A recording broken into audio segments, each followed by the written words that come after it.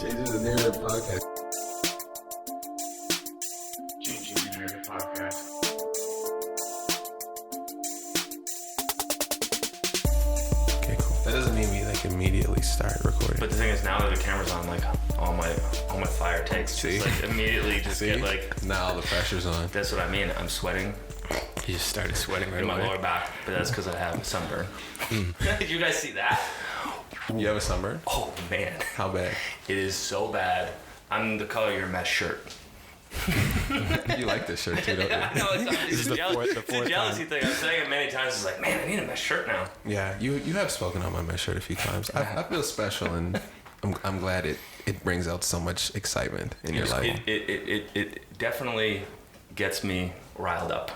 Oh my It's a god. good way to live. It's a It good is. feeling. It's a I'm very thinking good of feeling. getting into mesh jerseys, like the Yes. blank practice jerseys. I have one. I think Like I'm gonna the expand pennies? my collection. Yeah. Oh, But like the Better ones, you know. yeah, yeah. I think Not you should the- get a penny that's like just like at like the waist, like not a long one, and just wear that Oh, that's tough. because like a regular one would look too good, You're right. right? You're right. So if you get one that doesn't look good, then you really stand out. That's what fashion is. That's. I mean, that is legit When if what you're fashion comfortable is. wearing it, that's not good. Yeah, I gotta start dressing more trash. Yep. This is me sitting between two fashion icons here in the building. Welcome to the Change the Narrative podcast, episode 30. Wow. Like my age. Whoa. Like when you become a grown up. Is that when it happened? That's what they say. Students turn 30. Well, you tell me. I'm 31. I don't feel like a grown up. All the time. Did a switch go off when you left your 20s and entered your 30s? It did. Actually, it did. What did the switch say? What did the switch say? Be more reasonable. Be more responsible. Reasonable, that's my favorite word. I love that Reasonable. one. Yeah. Look at both sides of the story, you know? It's all in the gray. That's 30. Okay, I can expect Ooh. the switch. The grays The grays. in the 30s. But not like the Hairs. physical grays. No, I got 2 gray hairs. I know. What happened when you got your first? Well, it's been like within this week. That's actually that happened this week where Nicole was like, yo, what are those 2 gray hairs? And then, You got two at the same time? yeah, I pulled them out. It's twice the wisdom. Wow, that's true. It's a great way to start out the grays. Two together. Now I just need them in my beard. Yeah, make you look nice and classic and elegant. One of the gentlemen who I usually am used to ditching off the throwing the behind the back with the lefty. He's sitting over here. He hasn't been on the show time out. We need to welcome back one of the founders Founder. of Changing the Narrative podcast, because if you haven't noticed, Duane's voice has not spoken, neither has Lauren's, No. which means there's 2 beautiful other humans who are sitting at this table with me. One of them you guys know. You heard his voice already. And if you don't recognize the voice, you ain't really a fan of the show. Ooh. He goes by the name. Peter Hemsworth. I didn't know if I'd ever hear that that. timing back was amazing. on I the tried to time it microphone. right, but He's here. like a little dramatic He's delay. here. He's here. Yeah, what's up? And across from Peter is my tattoo mate. Oh, My Simpsons tattoo adventurer. is this time for my Well, no. my Can I say? now? Can I Oh, say sorry, some sorry, more? yeah, I want yeah. to say like a few more things Okay. about you. Yeah, okay. The man behind the uniform. Also goes by the name J-Ro, Uncle Jesse. This is not the first time you've been in the presence of CTN. You were around when KO was here, but you didn't get to grace the microphone. No, I just yelled from the back. And we've been waiting. Hey! I think we edited all that stuff out. What? But no, maybe we didn't. But listen, you can yell from the front of the microphone. His name is Jesse Ingalls, and this is my ad lib. Hey, pew pew swag. Yes, is it good? I don't know. I'm workshopping it right now. Really, comment I'm on- workshopping it. Section below. I'm taking it in. I don't want to. I feel like my delivery was mediocre there. We just need I think more the end was practice. strong though. Oh, I like the pew pew. The pew pew. Pew, pew. It caught me off guard. So That's the idea. It's good. yeah. We're gonna work on this together because we all need to. Do you have ad libs, Peter?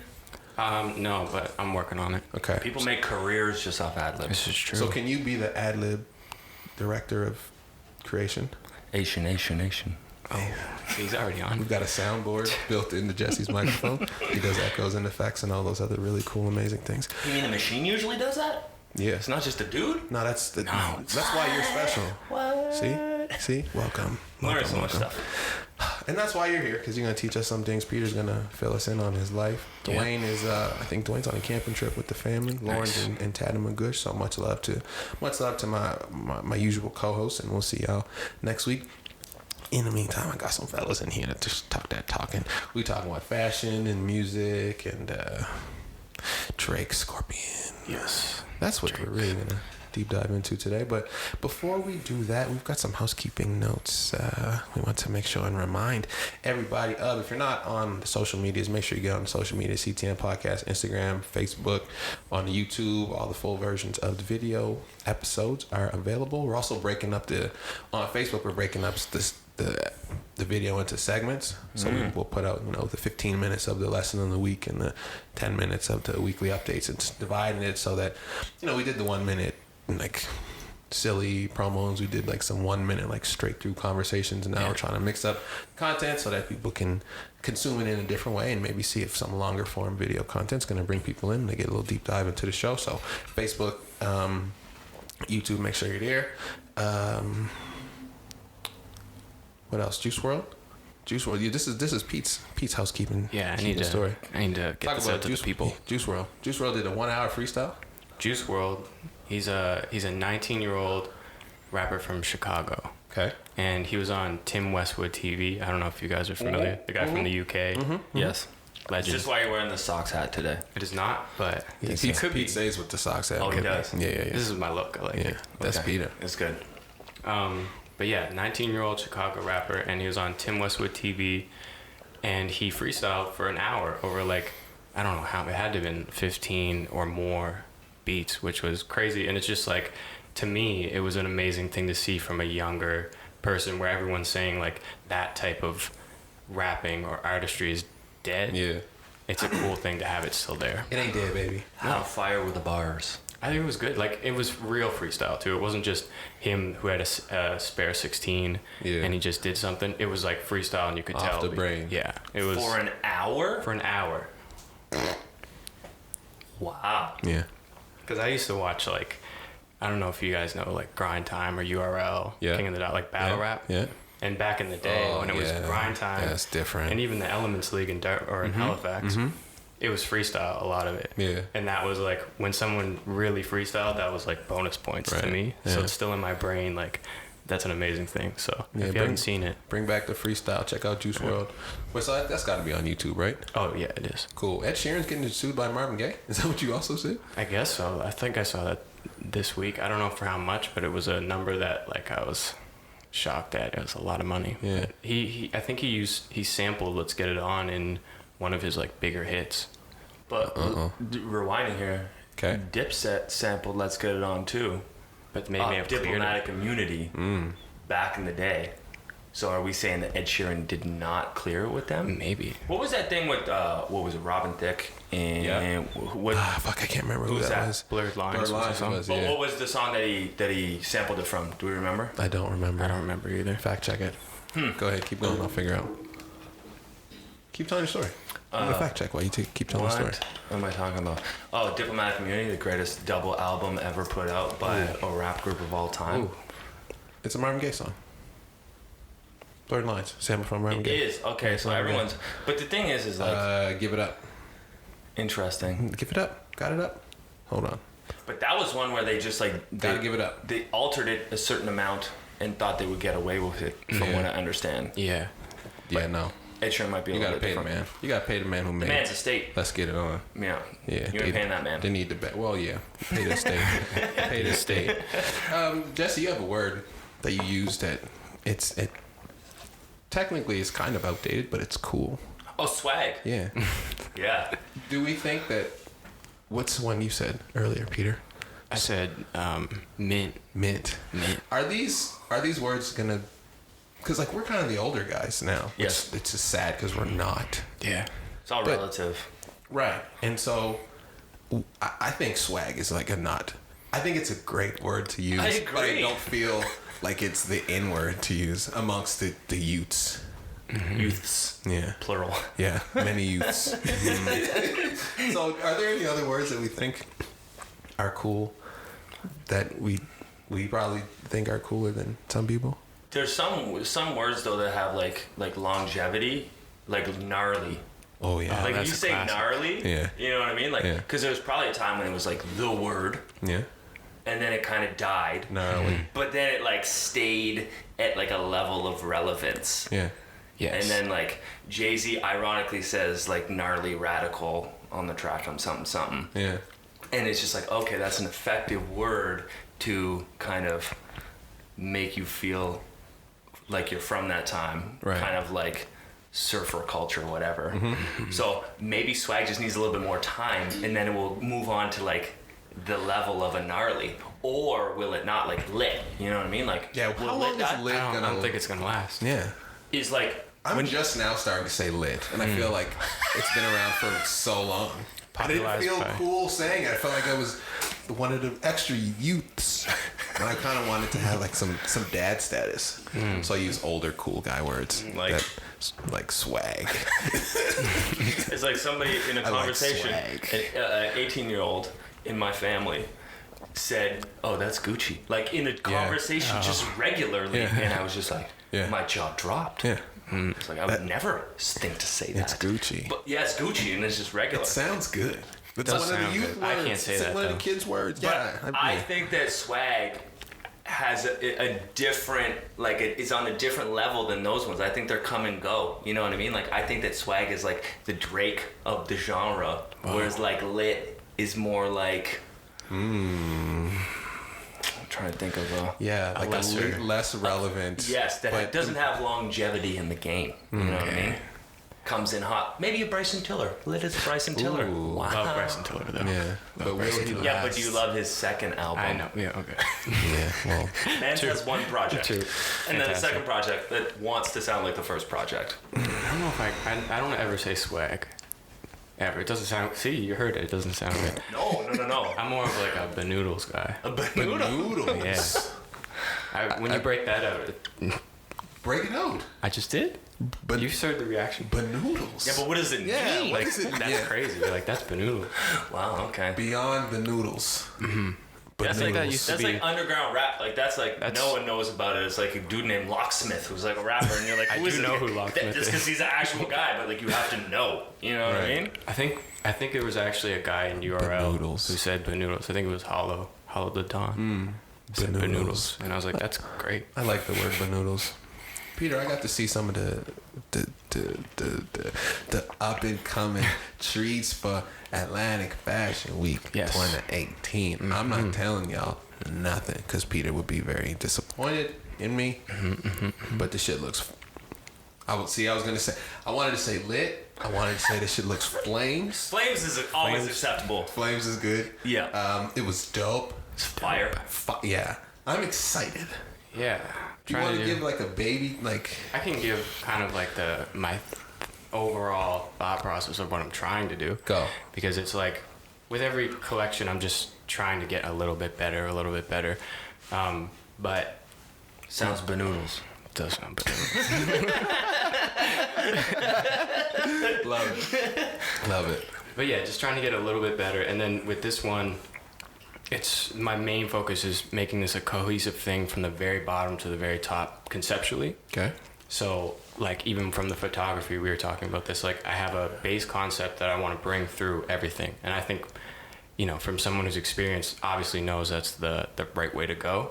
But in this project, this is like, it really hit home for me that in order to make something that's going to be able to be communicated properly to an audience or multiple audiences Right. through Diverse social media. audiences at Yeah. that too. Exactly. It has to be like very cohesive and very well thought out from the ground up. So that's what I've been working on kind of since I stopped doing the show, to be honest with you. I started then and then just kind of I've been going at it since. Nice. Yeah, it's coming out. You're going to be part of it, I'm sure. So. You're sure? Yeah. You better be sure because it's happening. Sure. I'm excited. I just messaged Jody Uloth yesterday to find out some more details on Fashion Week 2018 is coming around. I think Duane might be involved. I don't want to say that and be false, but I hope Duane's involved. I hope the whole crew's involved. So AFW 2018 is on the way, so make sure you check out P and the BZLY. What else happened? The Social Shift premiere.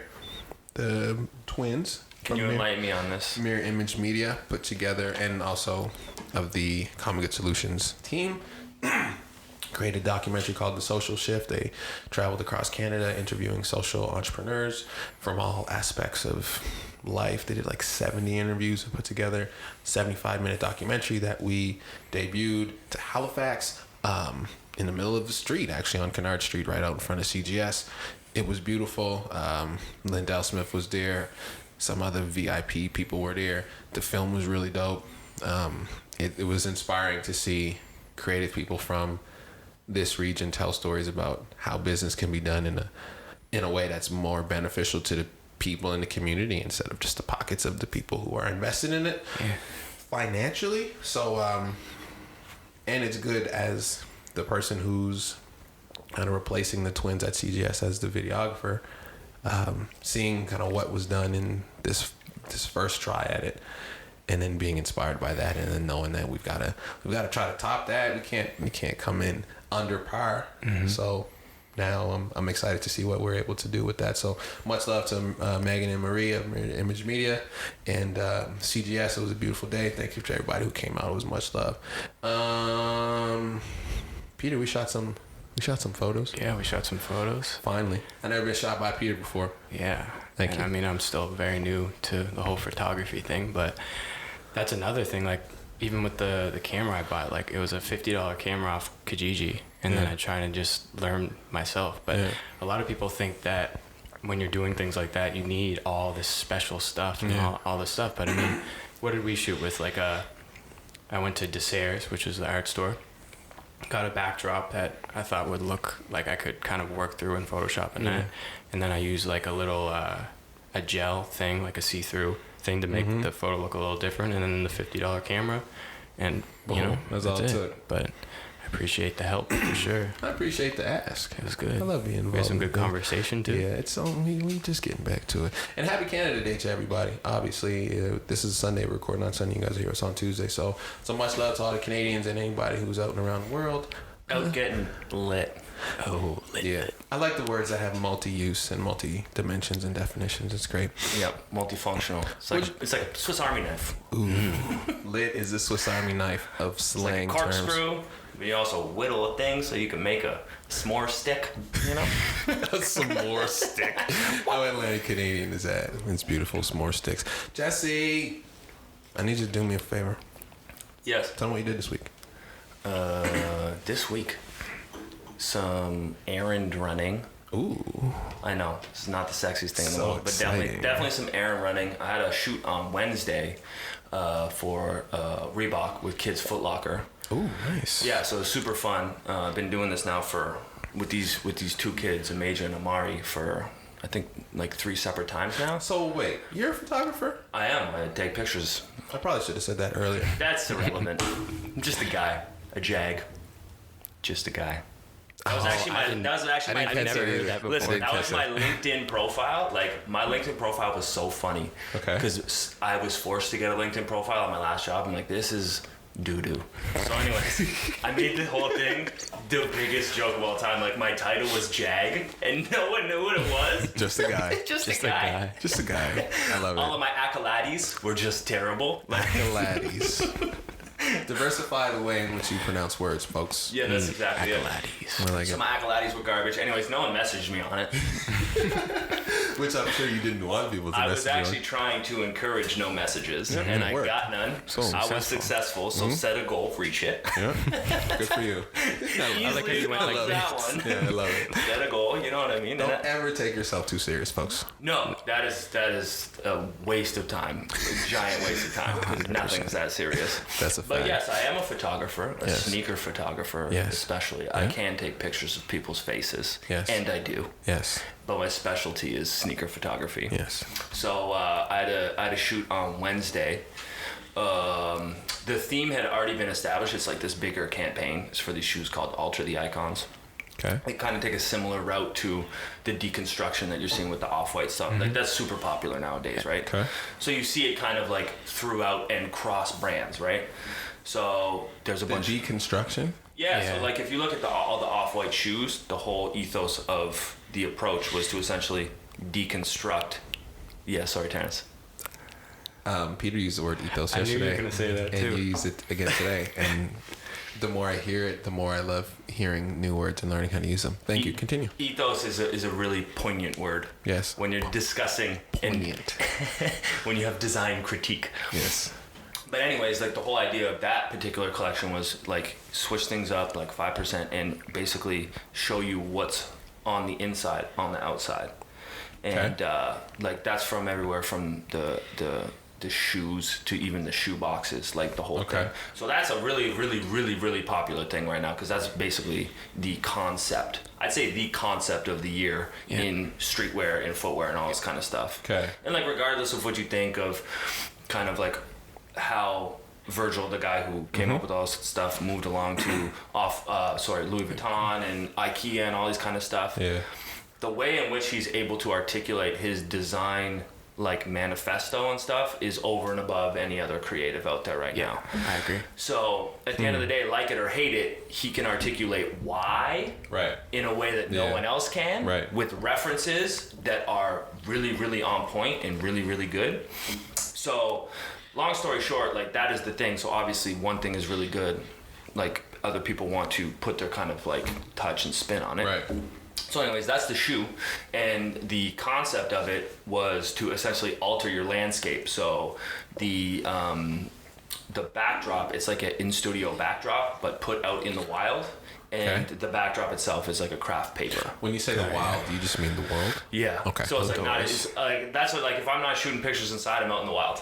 Okay. You know what I mean? Cool. So you're out in the wild. I like it. And the one thing about this, like, and actually I was talking to Nicole about this recently, like, you want to do something in life, like professionally, and then you start doing that thing, and you realize that thing you do still has the same tasks that you had to do at the job or the thing you didn't like. Yeah. And it's just the same thing, right? Yeah. It's just for a different purpose. Yeah. So like, I spent a lot of my time coordinating with parents whether or not like we can do the shoot on this particular day, and it's Right. like, no, can't do it on Tuesday because Amari has soccer. Yeah. You know what I mean? It's like, okay, let's see if we can do Wednesday. Yeah.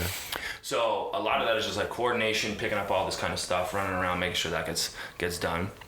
It's funny, I actually bought a background stand Okay. for the first time this week, and I've been shooting pictures of shoots for like 3 years. Right. Like I just finally was like, okay, I actually need this thing, because like all the stuff I do in my house. I took this picture of Mo, our friend Mo. Do you know Mo? You know Lion Yeah. Hunter. Miss Lion Hunter. Yeah. We she came over to the house, and I accidentally bought this gigantic light box, which is like a translucent white light box for product photography. Okay. And I bought this one, and I didn't quite gauge the size of it. It's huge. Like you can literally sit in it comfortably. Wow. Yeah, so we ended up doing this photo shoot like with this thing that I had actually accidentally bought, and I didn't need a particular background for it or anything like this. But now it was like, okay, I finally actually need this thing. Yeah. So I went and bought that. That was cool. And then we ended up doing the shoot on Wednesday, and it was an amazing time. Super fun time. Beautiful. And then from there, the process is like pick the selects, get them over, then whatever gets selected gets the full edit job, and then go from there. Nice. That was literally, it's crazy. Like, that was basically my week. And you sung karaoke last night. Yes, I did. Nicole and I had actually brainstormed songs to do. And You went prepared. Yeah, that's there's good. listen, Key. there's Smart. nothing worse than someone who goes to karaoke and they're not prepared. Like I want to entertain folks the way I want to be entertained. Yes. You know what I mean? So you Like do your homework. that's what I mean. I love like watching someone on karaoke and be like, yes, this person is absolutely ripping. Like there was this girl playing the air guitar last night, and she was headbanging and she knew every word, and I was like, you are an absolute G. Yeah, that's like tough. G status. Yeah. So you kind of get like, that's what you need to aspire to. Right. So I want to be G status too, right? So Yes. I'm in there, I'm at the house practicing my Rick James. We're going to do No Scrubs, but that didn't end up happening. Then I did the Jay-Z verse of Heartbreaker, which was really satisfying. Ooh. Yeah, it's a good verse. Good. And here's a fun fact too. Yes. The teleprompter didn't have the words on it because there was they didn't sync properly. It's all off the dome. Oh wow, Freestyle. impressive. Pew pew, swipe. See? Yeah, that's good. Did you do any ad libs? It's good now. Yeah. Oh yeah. Like when not my Nicole, but the lady who was hosting the party, Nicole Lapierre, she was singing the Mariah Carey part, and like if you actually listen to that song closely, and we were talking about this earlier, there's so many good DJ Clue ad libs Yes. and Jay-Z ad libs, and I was doing my best just in the background. Yeah. Clue. Killing it. I love Trying it. to, at least. I love it. Nah, it looks good on you, man. Good. Thanks. Good. Thanks, You had Terrence. fun? You're a good guy. You're good, bro. You're a good guy, bro. Thank you. I appreciate you. I appreciate the love. Peter, what'd you do this week?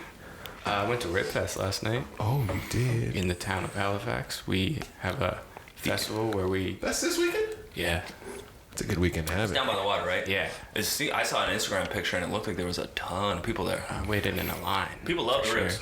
Yeah, They were good? But like, think about that concept. Like, we take up a whole parking lot, and we bring rib vendors, and then just thousands of people go, and that's literally the only attraction of it. So it's amazing. It's Food very- tends to bring humans know. together, especially that good Simple shit. things. Yeah, it's great. And yeah, so I did that. Waited in line. The lineup wasn't too bad because you feel like the anticipation like enhances the experience. I feel. Okay. It's like when you go to a bar and there's no one in the bar. Yeah. And they're like, we need to create the aura. Yeah. That The it's aura. flames Yeah. in there. Yeah. Right? Yeah. Same thing at Rib Yeah. Fest. So you got Yeah. those Universal. ribs? Yeah. Yeah. With a finger looking good. They were good. Yeah, we did some research beforehand, so See? tried Smarts. to find out what was the best spot to go. Yeah. And then we went there. Obviously, the biggest line, but I mean the trade-off, Yeah. for the good Simple ribs. economics, There right? you go. right, There so you go. that was cool. A wise man once said, do your Yeah. homework before. Two wise men actually once said. Yo, I think actually a lot of wise people said that. Yeah, Two wise probably, men in right? the last 26 minutes have said, do your homework before you Yeah. go get involved in anything. That's great. Peter, anything else? Well, other than the photo shoot we did, Yeah. I did a couple more photo shoots because I have a collaboration coming this Monday, so tomorrow. So the date when you put So out yesterday. Tuesday. This will be yesterday when everybody hears it. Yesterday when you hear this, with my friend Grant Keddy, who is a producer, and he had this art project he was working on called Trap is Art. He's Okay. got really long toes.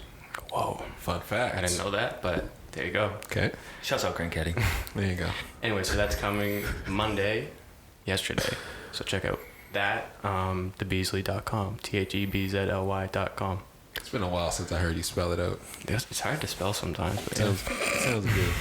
Sounds very, very good. So Grant Keddy used to wear a Ping hat all the time, Yes. like Ping Golf. Okay. It's a golf company. Yeah. And then he put up this picture, and he was actually golfing, and he wasn't wearing the hat. It made no sense. That doesn't make sense at He's all. wearing a Ping hat in the wild, Yes. out amongst the people, and then he goes golfing, and then he doesn't wear the hat. No pain. And it was the best thing. No pain. We had a laugh, a chuckle about that. Good. Chuckles are good. Chuckles make the soul feel good on the Yeah. inside. It's all chuckles. Yeah, good, good. What did I do this week?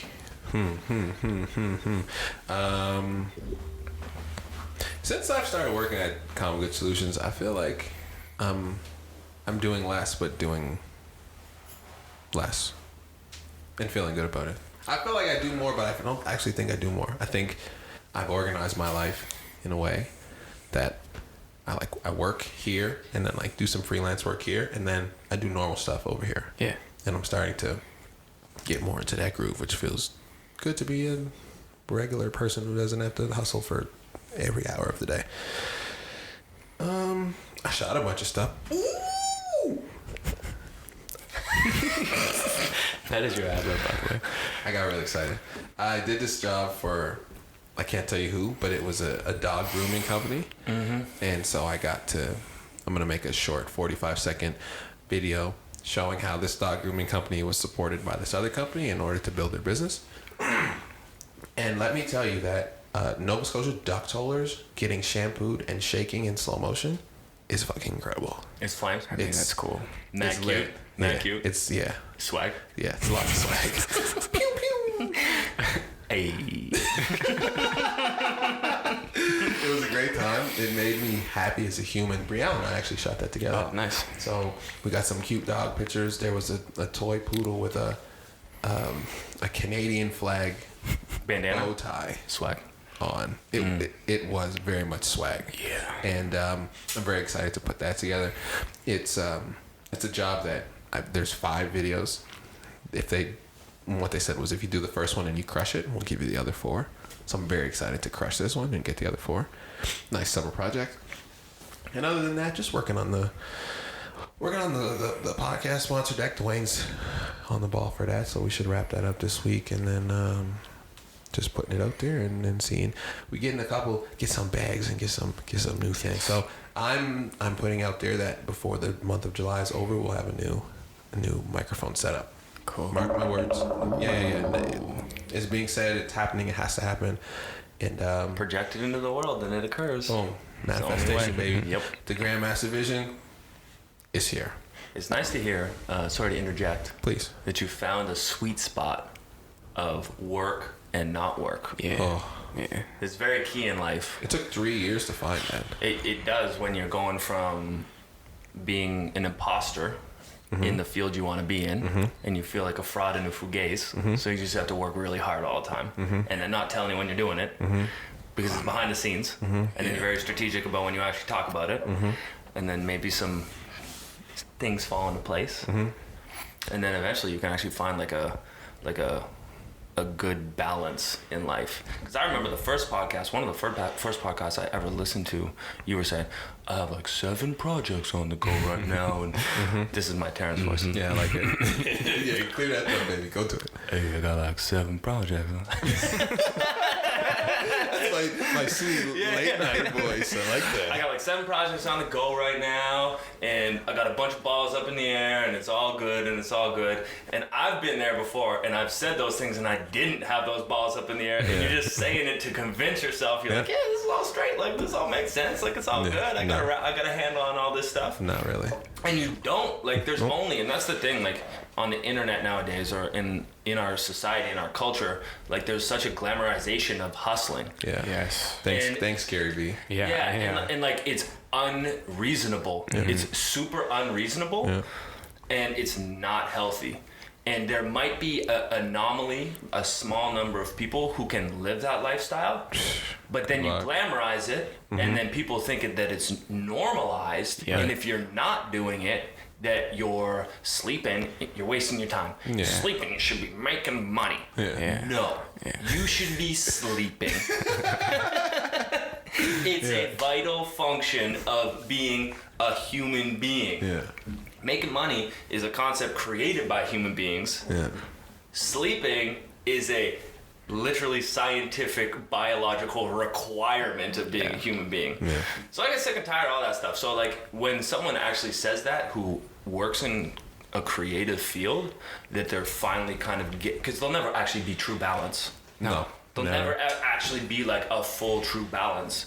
But if you get closer to it, Right. like that's just the strides that you can constantly be making. Yeah. Yeah. So, yeah, And it's a constant like state of maintaining too, right? Yeah. Like you may reach close to your balance and then you're like something throws it off and Right. you have to hit it back and you have to just play around with it. But exactly what you were saying, especially with Gary Vee specifically, I think he's one of those 1%ers who it's like he can. Bro, it's like 0.001%. Even really. that. Yeah. But it's kind of dangerous in a way for like a young person to listen to that. And I mean, he's super inspirational and he's charismatic and all these things add to like, oh yeah, that's what I want to be, of course. But it's unrealistic. And like you said, like bringing back to like you need sleep, you need to drink water, you need to, have family time, personal time, all these things. That's super important for happiness. Well, that allows you to recharge too. And like at the end of the day, when you actually take a step back and you enjoy that time, like for me this weekend, I'm not doing any work. And there's many weekends where I do some work. Yeah. But I try to get it to the point where it's just like a couple hours on Saturday maybe, or like, and it's usually because I've taken some photos and I'm excited. You know what I mean? I'm like, if like, let's say they're for myself, it's just like, ooh, there's some fire on that SD card and I want to see it. And then I'm just like, I'm going to look at it. And then I start editing it. You know what I mean? But I enjoy doing it. So I have no problem with that particular thing. Right. But so then kind of my question for even both of you, because I'm kind of in that mode where I'm grinding a lot of the time and trying to figure it out. Peter's back here asking questions. But I'm curious, because what you guys are saying is like, do you think taking that time outside of work makes you more passionate and like in turn increases your quality of work when you get to it? Yeah. 1,000,000%. At the end of the day, if you're beating your face against a computer for 12 hours every single day and you don't take a step away, your output is at maybe 40% of what it could possibly be. Like I know what I have to do on Monday when I get back to my office, like which is beside my couch, which is just like that's another conversation for another time. But I know what I have to do, and because I'm like, and this is kind of work in a way, you know what I mean? Like this is cathartic, like talking about this kind of stuff amongst individuals who have kind of the same trials and tribulations.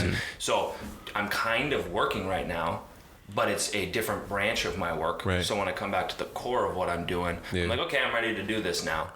And like for me, like one of the issues I was having is I wasn't doing things for myself. Like I had gotten lost in client work or work for other people. And like what really gets me going is like when I conceptualize something in my dome for myself, and then I'm able to execute it, and like that brings me more joy than anything could. Like that is the purpose of my life. I think that goes for all three of us, to be honest with you. It's hard to find though. Well, it's hard when you have too many client things on the go that's to nice. kind of buffer in that time for yourself that is just purely for the purpose of doing. You know what I mean? Like sometimes it's like, why are you doing this? It's just like, because I just need to do this. I feel like I went through that for a while where it's like I need to create this. Misunderstood. It felt like that. I was like, all right, I have this concept, I need to put it out because for a number of reasons it serves a number of different purposes, and it's still for myself, and I need to do it. And I felt motivated and excited to do that. And then I fell into a lot of client work where you're like, oh man, I got a little bit of creativity in here, but not a lot. But I think that for me, and this is a good example, on Tuesday, Alfred and Lauren I think Alfred hosted it and Lauren spoke on a panel about youth vibrancy in Halifax. It was national. Alfred's been talking about that for a minute now. Yeah, that was a dope experience too, so shout out to Alfred. But even as I was going into the building, and a colleague of mine was walking by, and they were just like, oh, hey, by the way, I've got these 2 jobs I'd really like for you to do. And you're like, oh, okay. That's really cool. Didn't have to go searching for it. They're jobs that you want to do. And because now I'm not going out and searching for jobs, I can take that time to do stuff that I should be doing, like sleeping. Like laying in bed a little bit longer than I should, even though... No, you need to lie in bed there. Boom. Work on your guns later. You know what I mean? Have a nice chicken meal, chicken and rice. You know what I mean? No, for real. That's all it is. You're right. No, the balance and finding it. And I think now I've, with CGS existing and then client work not being such a strenuous thing to do, it's like, all right, let's hang out on a Saturday, knowing that because I'm hanging out on Saturday, when I go back to it on Monday, I'm more excited, I'm more focused. And shit can get done. The challenge too is the guilt when you own your own thing of not working. You're like, I can be working at this time. You know what I mean? But then you have to be that smart. never stops. In here, you have to override that. You have to be like, how? By just thinking logically. You know what I mean? By just like having those thoughts, being like, okay, I feel guilty. I should be working on something right now, and then actually being. Do I need to work on something right this instant? Okay, what's my deadline? Okay, it's going to take me X number of times. And you could probably do these calculations in your head really quick, fast, if you actually think about it. It's like, okay, I know how long it takes me to do X, Y, Z. And then do that math in my head. And I'm not good at math, but I can add a few things. That's all you need. And then be like, okay, well, there's this number of hours in the day. There's this many days till it needs to get done. I can definitely take a nap right now. Right. And I can definitely watch Unsolved. Hey, segue. Yeah, segue to Unsolved. Pew, pew, swag. Did you watch the whole thing? I did. How did you feel about it? I felt like I learned a lot. And this is a particular topic that I'm super involved in. Unsolved meaning the Biggie and I'd say Tupac as well documentary about the crimes and how they're interlinked to one another. The murders of both of these guys. But as a a lifelong rap fan who grew up, like I remember when I forget what birthday it was, but it was 96 when Hypnotize came out. And I was not allowed to actually have the Biggie CD because of the cursing. Yes. I'm a young man. My parents, they're great parents, you know what I mean? I had the Eminem album clean version. That was a waste of money. Total This waste. is a beat CD. Yeah, pretty much. Beat CD's trash. Pretty much. That was great. So anyways, 96. Yeah, 96. So I'm 10 years old on my 10th birthday. I get Much Dance 96. As you guys probably remember, a compilation CD, compact disc in a jewel case. Yes. And the first song on it is Hypnotize. Yeah.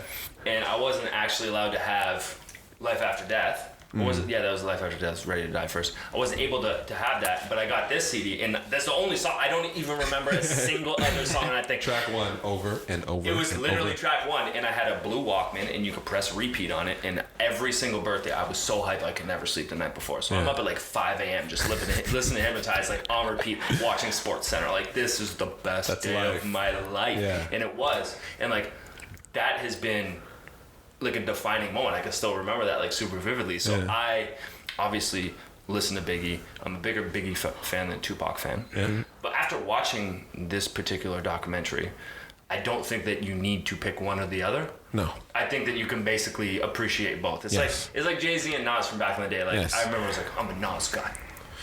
And now I think that Jay-Z is the greatest rapper to ever exist. Yeah. Right? Right. And like, it doesn't need to be black or white. You can be one or the other. The media made us do that. And, And you're so young too that Yeah. you're just like, okay, these guys are telling me what it needs to be, and East Coast, West Coast. Yeah. You got to pick one.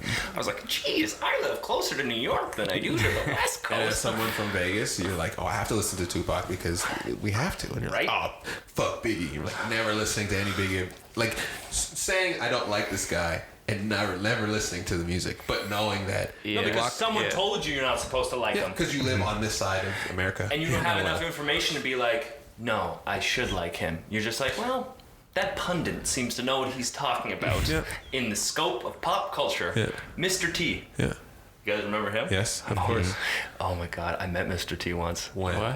Like Mr. T, like Rhapsody, Mr. T I Pity the Fool? No, not that Mr. T. Like Mr. T, who was the VJ on Much Music with the dreads. Oh, I Master T. My Master. bad. Master yeah. T. Okay. The man. Met him at a basketball game. Interesting. He sounds way less exciting than Mr. T. No I offense. never met Mr. T, but he's also pretty cool. He's pretty I'm sorry, cool too. I frigged that one up. No, that's okay. It happens. Master T it works as well. He also used to put together the rap compilation of the year for Much Music. See, Much Music was a Canadian thing. Much yeah, music was. you weren't living here at that time, No, right? no, we had MTV. Yeah, and our equivalent to MTV. Yeah. Okay, cool. So, anyways, Unsolved, learned a lot of stuff that I didn't necessarily know.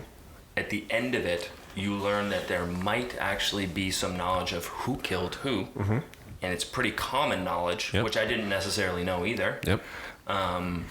Although there isn't any like set charges or anyone who's been like officially arraigned or whatever it may be on these things. Like, you get a lot of information, but the thing that I'm gonna spoil it.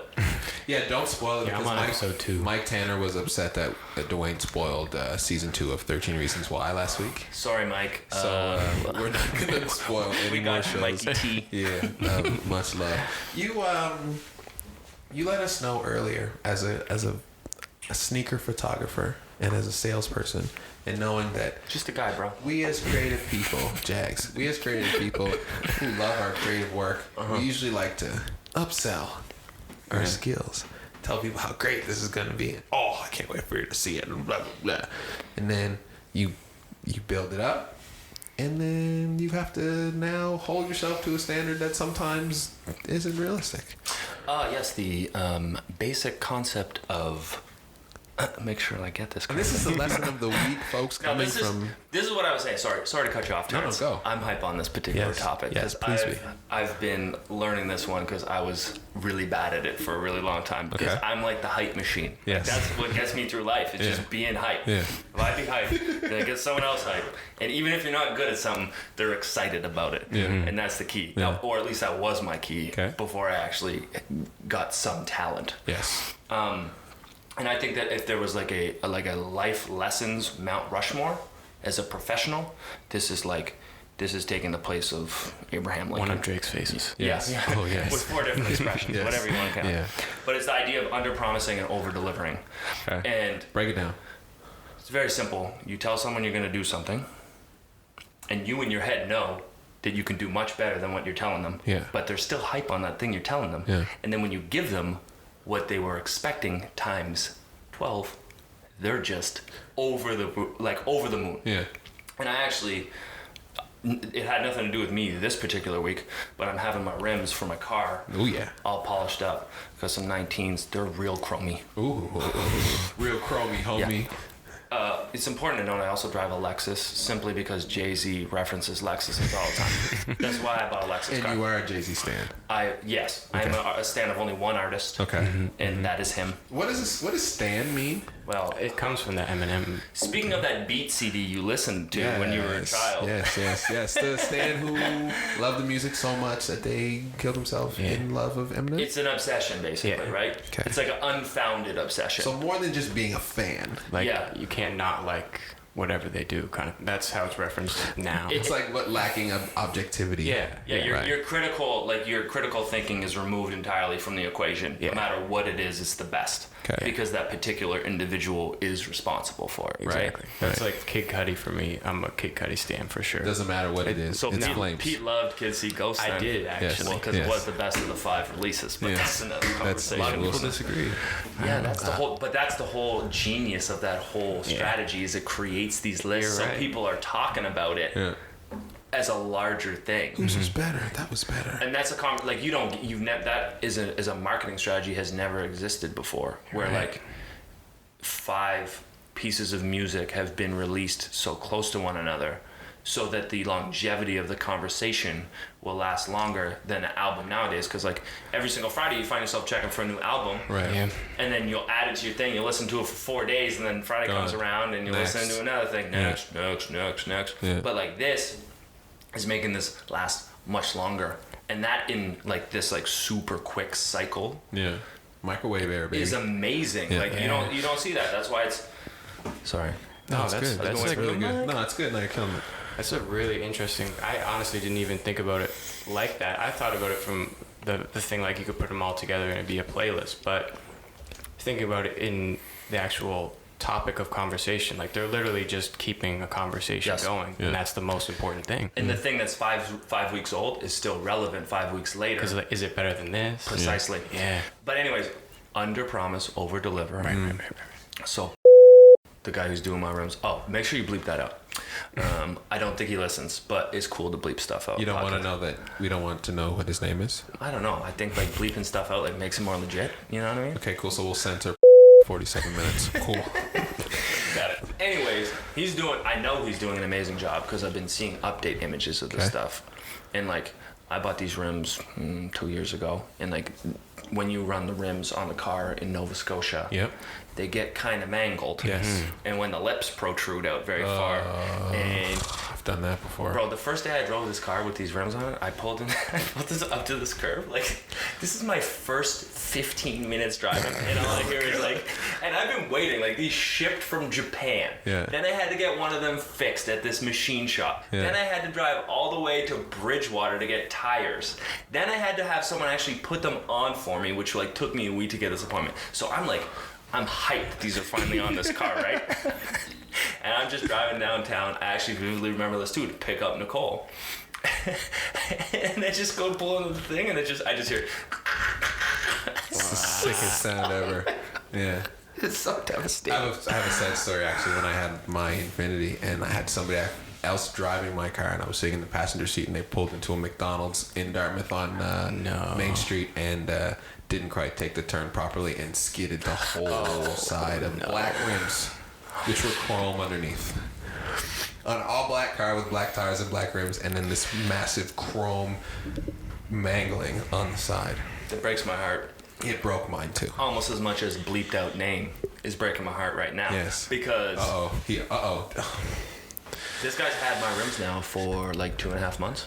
Whoa. Yeah, I know. So the process became a lot more in depth than he had initially anticipated, which is cool, which is totally cool. Right. But I find myself having to chase after him when he tells me he's going to do something for a certain time. And like, this guy's a nice guy. I met him. I really like him. Yeah. He does amazing work. Yeah. But you get salty when someone says they're going to do something for you. Yeah. And they don't do it. Yeah. And then you go from being the person who should be served as a customer to having to chase after people. Yeah. Right. You know what I mean? And Yeah. like, it reminds me of when I was working at an agency, and I'd be like, okay, I'm gonna have this to you by 2 p.m. And then like 3:30 rolls around, and you get messages, and you're like, okay, I told the client I was gonna have this to them by 3, and I haven't got anything from you yet. Yeah. And like, your intentions are so pure. Right. Like, you want to do it. Yeah. But you have to be reasonable with your barometer of when you can actually get that done. So that's like, to me, that's the one lesson that I learned, like really seriously learned like 3 years ago, that like I just carry with me with everything that I do right now. Underpromise, overdeliver. Always. It makes your life so much easier. Like, so much Because then easier. on the back end, they're creaming. Because you presented them with some gold. If you can accomplish creamage, bro, swag. Literally. I love it. All right. You want to talk about Drake now? yeah, let's do it. Aubrey? Albor. Where do we start? It's called Scorpion. Okay. Drake drops Why Scorpion. is it called Scorpion? I don't know the answer to that question. Do you know, Peter? I don't know. It's okay, so none of us know why it's titled. Is it what because it's of a titled. Brendan Fraser movie? Maybe.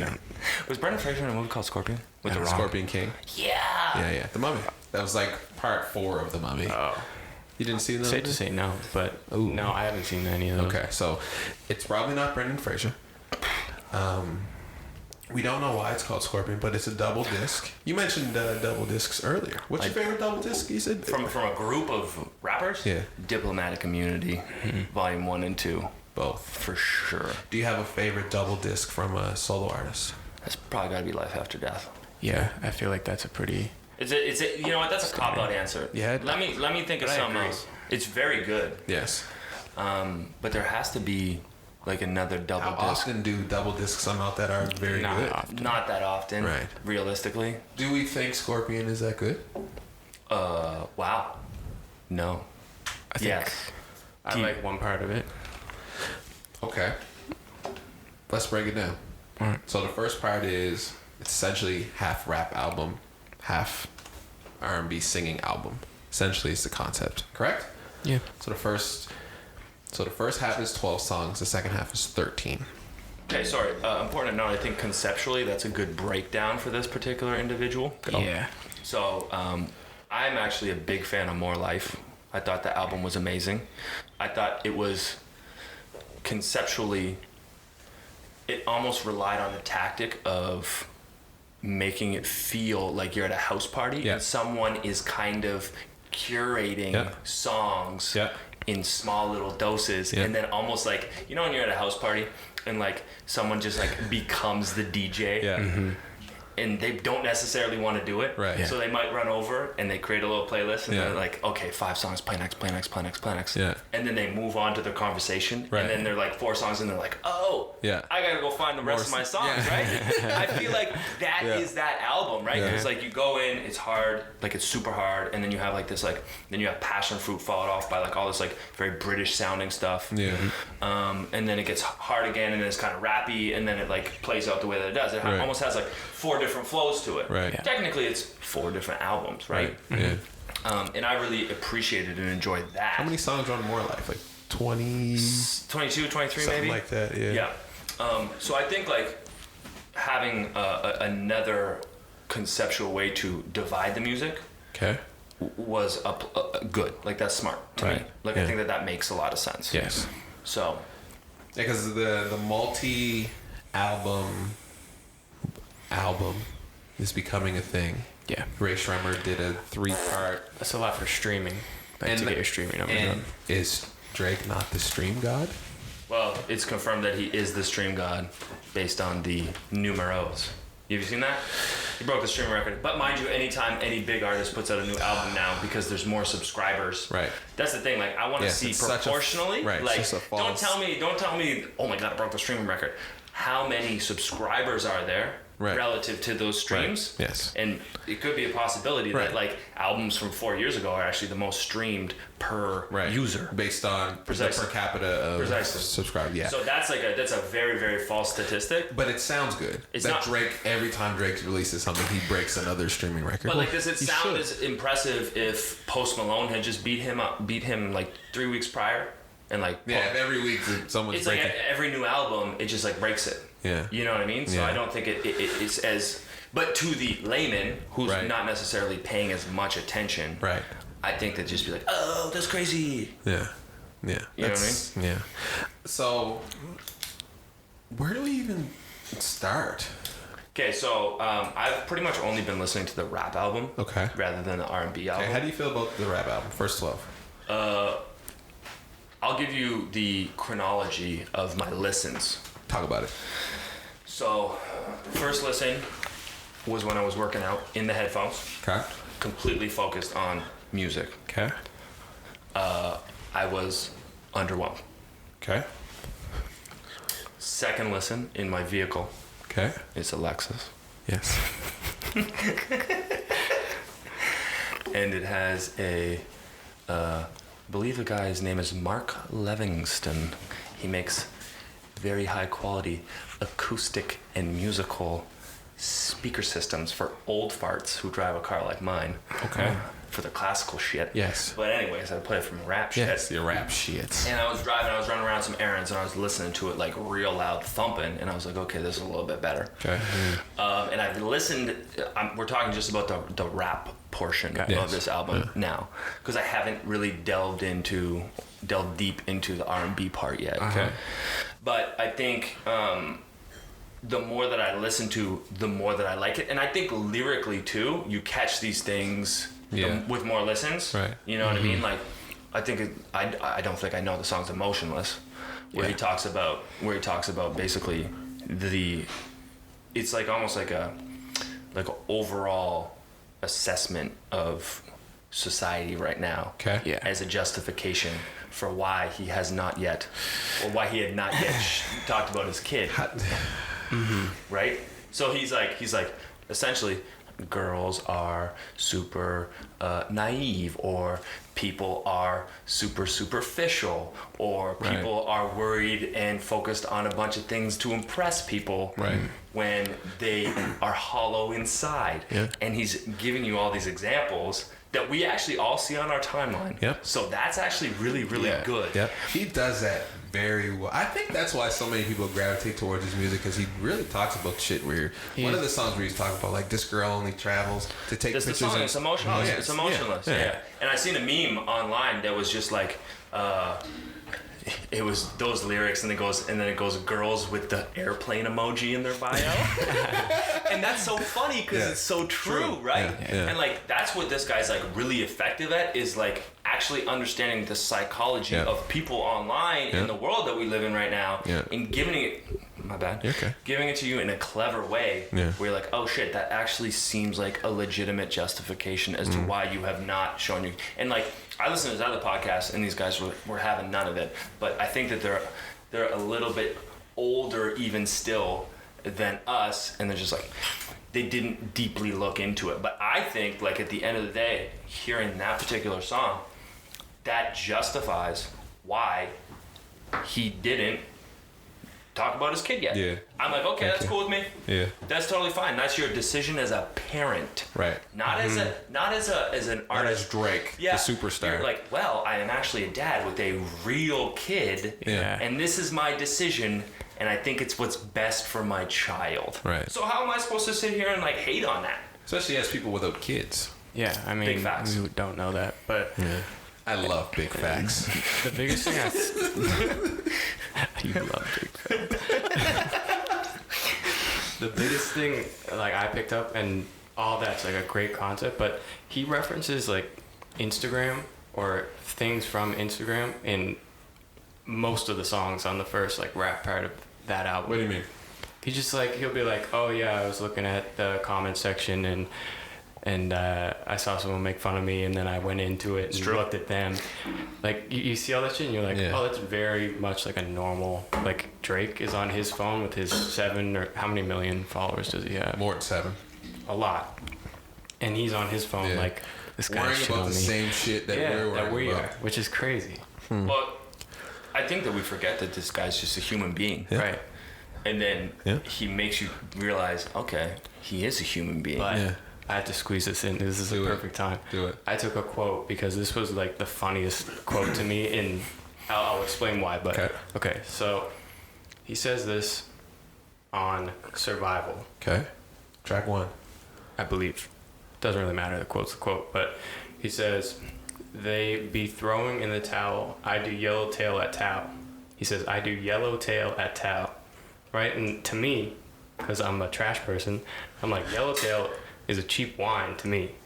I'm like, okay, so he does yellowtail at towel.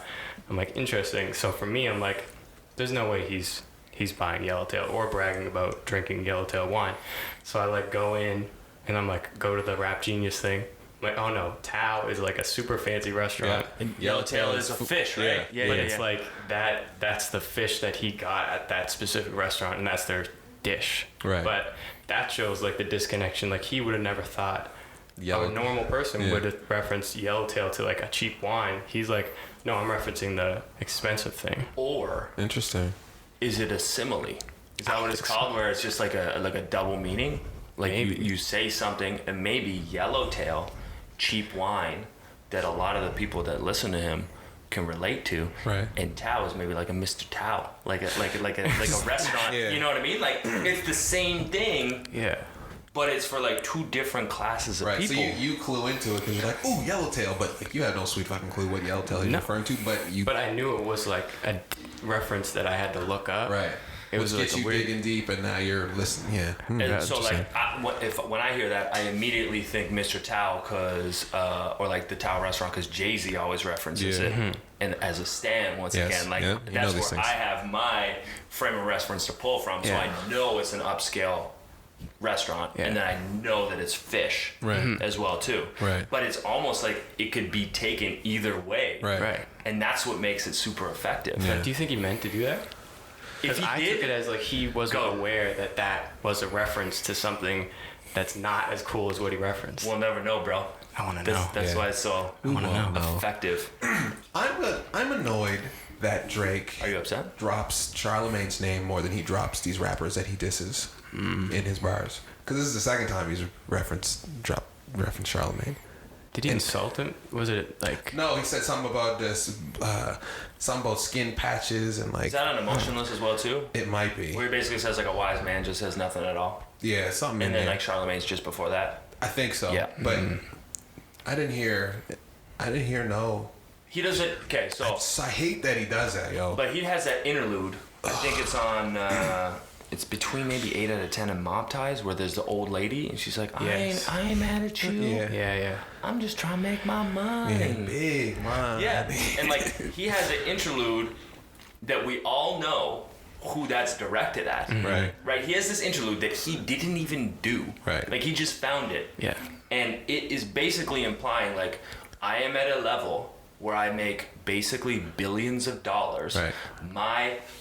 My established brand is $1 billion entity, right? And yours isn't even $100 million entity. Right. So at the end of the day, I make way more money than you, way more people listen to my music than yours, right? And it doesn't matter what you say. But as a rap person and as a rap fan, I don't give a fuck how much money you got. Rap. No, I agree. I agree with you. I agree with you. But like that just goes to show like the prowess in terms of like sneak dissing that this guy has. You know what I mean? Like he's doing it in ways that are so like snaky and greasy. But you can't be petty and then take the high road at the same time. Thank you. It doesn't make sense. It's true because then he just what is it? Is the line about now he's the good guy? I guess I'll just take my role as the good guy. Oh man. Yeah. You already put out a diss track.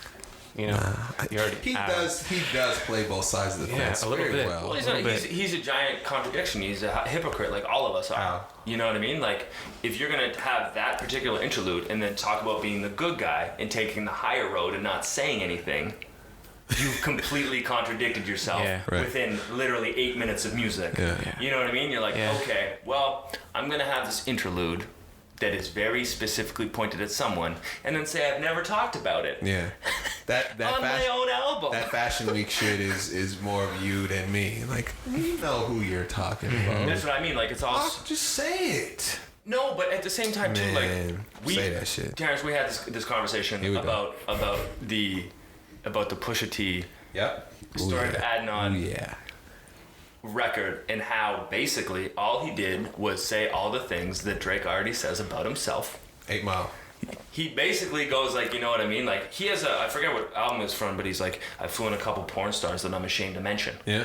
Why are we shocked that he has a child with a porn star? No. This news was already out. Right. Also. Yeah. And like everyone's just like, this is I didn't know that news. Like, that's not something that I knew. Yeah, so this is how I knew it. But it was so simple and so basic.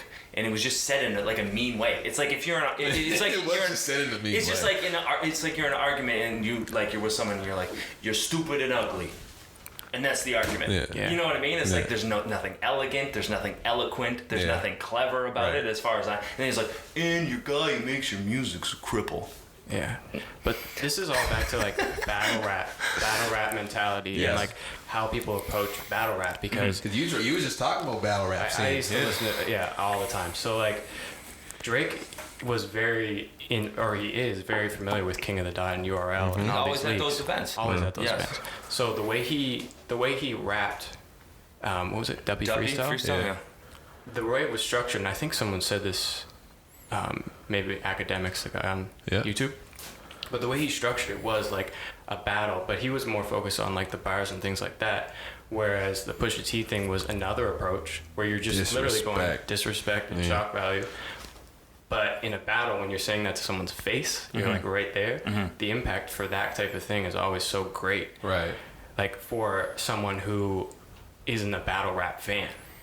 Right, because I personally think like Duppy Freestyle was a better. It's a song. Better battle bars. It's a song. Yes. Yeah. Sorry, adding on is like a verse where he's just like, you have a kid, you're a bad dad. It felt like a rap battle where if there were a bunch of people in a room getting hyped and screaming every time he said something, then that would be great. But Duppy Freestyle it did feel like it's important to note too that I think Infrared is the second best album after Kids See Ghosts, and I love it. And Daytona. Daytona. Yeah. Sorry, with Infrared on it. Right. But like that album of that cluster of albums is amazing. Yeah. It's like it's Pusha T's best work in a long time, and I really like Pusha T. Yeah. And that's like this even comes back to like the whole East Coast West Coast thing. Like you want to pick sides, but then you're just like I don't know. It's like okay, Ty Dolla $ign's is on a Drake album, and then he's on Kids See Ghosts. You know what I mean? Like he's literally commingling with these two camps that hate each other, right? And this guy's just like going in between them. Yeah. So it can't be that serious. No. Yeah. It's just something for a bunch of boobs like us to be talking about, right? Boobs. Never been called a boob before. Triple Feels boobs good. right here. Triple boobs. So the rap side, I like that there's a Jay-Z track. Yeah. Stan over here is very excited as well. Go. That verse is better than any verse by anybody on the rest of the entire project, as far as I'm concerned. So did he do what Drake did on Meek Mill's album when he came through with that Rico verse and slaughtered the shit? It's very, very. You have to be very confident to have only one rap feature on your 20 some odd song album and have it be the best rapper of all time. And then Michael Jackson on the other side. And that's what I mean. Like if you're like, okay, I'm gonna have one rap feature and it's gonna be Jay-Z. Yeah. Like you gotta come correct with that. And I don't think Drake is poor. I like that's my favorite song on the whole album. Okay. Because it's just what's it called? Talk Big? Big Talk? Yeah, it's called Talk Up. Talk Up. And it's just hard. Like it's just so hard. Yeah, it is hard as fuck. Like it's just like it's hard and like you listen to it in the car and you're just like, wow. Yeah. Yeah. I'm hard. But and then like Nonstop is the same thing too, right? Like those are my two favorite songs because they're just like they just bang. Yeah. And I love that about them. Yeah. But it reminds me of Drug Dealers Anonymous. Yeah. When like when Jay-Z came on, that was my favorite rap song of 2016. Like I can say that without even hesitating, because I think Push's verse is amazing, and I think Jay-Z just like all of the loophole references, like hula hoops, loopholes, like feds have the townhouse surrounded, like all of these references. He just comes in and he murks it. Like that's what he does. And on this particular thing, like when he comes in, it's like when you get close enough to me, I smell like a kilo still. Like that's how he comes in. And you're like, that's why this guy's the best. And then how he finishes it off, it's like, like you guys killed X and let Zimmerman live. Streets is done. That is like that shit was hard. That's a pointed reference to something that is like so grand. And it's like so pinpointed that people are like, oh shit, that is an analysis of society right now. Right now, it's like this dude who is a absolute vile specimen of a human. Is still walking around no problem. From the same state. From the same state. And like the mentality is so small that we just want to have a quick come up on this guy who has some money. You know what I mean? And like that's an indication of the whole picture. Where he can use like 3 lines and you're just like, whoa. And that's the power of Jay-Z to me. Like that's saying a lot without saying nothing, but meaning so much. That's drug dealer talk. It's just concentrated. And like so for me, like when I heard that, I was like, wow, I'm very happy that was on there. And as a stan, it makes me just proud of my stan-ishness. There you go. You know what I mean? Good for you. I think good. Another thing about the rap side, at least, was the production on it, and that's like what I noted, because my song, I like boom bap and like sampled rap and like Wu-Tang. That's what I always loved. So like Sandra's Rose was one of my favorite songs. That's DJ Premier produced. What was the other one? Emotionless was produced by No ID. Emotionless was good. So like that's the kind of thing, like when you're looking in all the credits and stuff, you realize like these are like the heavy hitters on these records, producing and all the way down. And a lot of times I listen for like how things sound, and I am into like the content and everything with the lyrics, but for me, Sandra's Rose and Emotionless were like 2 of my standouts on that side. Just basically because of the production, not necessarily even what Drake's saying. I danced to 8 out of 10. I was in the shower singing to that shit. Can't Take a Joke is really good too. That is good too. I like that. I found there was some songs that I was like, I agree with you. Didn't need that one. I don't like Elevate. Survival doesn't do much for me. Emotionless good. It's hard to. You know what the thing is too that's bothering me these days? Oh, you're talking. I know what you're gonna say. What's that? Go ahead. No. You talking about streaming and big songs like God's Plan and shit? Yeah, it's been killed. It's been killed. It's been killed for a long time. And it's a good song. It's a really good song. But like, what I really like about the projects that Kanye's doing right now is there's no single. There's no lead single. So you don't get tired of a song that's on an album, like because those songs come on now, I skip right through them. I skip through God's Plan and Album Seconds. I want to hear new stuff. Streaming numbers, baby. That's what you was talking about earlier. And that's the thing. Like to me, like if I look at my iTunes right now, there's stars beside the songs that I really like, and those ones don't have the star from my plays because I'm just skipping right through them because I've been hearing them for so long. That's facts. And it's nice when you haven't heard all the songs on an album when it comes out. Like there's something about that that to me improves the whole thing. But that's like a recent phenomenon considering singles were like singles is like a historically understood concept, right? Now it's a surprise, and then let the people pick the single. I mean, it's a thing. What are your picks from the top half before we get to the second half? The top half. I'm going with Emotionless. What are we picking? Like 3 songs? Pick 3. Pick 3 from the top. 3 from the top. Mob Ties is hard as fuck. I don't like Mob Ties. Really? Yeah. Okay, you know the intro. I like it too. The intro song on Views is one of Drake's worst songs.